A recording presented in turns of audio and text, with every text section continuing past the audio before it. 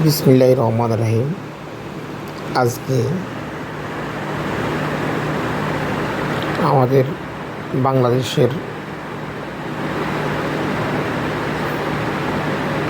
অন্তর্কালী সরকারের 2 মাস পূর্ণ হয়েছে। এতে বাংলাদেশ কী পেয়েছে? এক বস্তা চাউলে 200 থেকে 250 টাকা বাড়ছে। এক হালি ডিমেতে প্রায় 20 টাকা 25 টাকা বাড়ছে। তা বাংলাদেশের একটা ব্যবসা, শেয়ার ব্যবসা, ওখান থেকে 7 দিনে প্রায় 13,000 কোটি টাকা উধাও। এবং প্রত্যেকটা নিত্য প্রয়োজনীয় কিছু না কিছু দাম বাড়ছে। গ্যাসের বোতল 1200-1300 টাকার গ্যাস বোতল 1500-1600 টাকা। এখন আগের সরকার ফ্যাসিস্ট সরকার ছিল, জালিম সরকার ছিল, তার কারণে জিনিসপত্রের দাম বাড়ছে।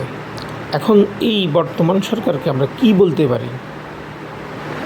যে জিনিসপত্রের যে ঊর্ধ্বগতি, বলতো আগে সেন্টিগ্রেড, এখন কই? ওনারা 2 মাসের ভিতরে কি একটা সেন্টিগ্রেড ভাঙতে পারে না? আরও তো সেন্টিগ্রেড বেশি হচ্ছে, দাম বাড়ছে, শেয়ার মার্কেট লুট হচ্ছে।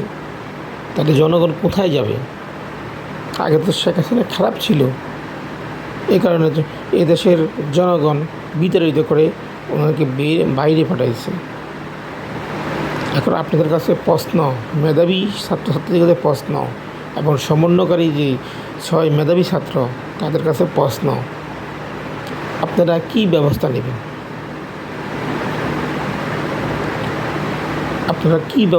এটাই এখন দেখার বিষয়। ডিমের হালি খাইতে হয় এখন 180 টাকা ডজন। 1 ডজন ডিমের দাম 180 টাকা। এমন কোনো তরকারি, সবজিতে দাম বাড়ে নাই। আমি বলতে চাই, এটার কী করা উচিত? সবাই ভালো থাকবেন। ভালো লাগলে কথাটা শেয়ার করবেন।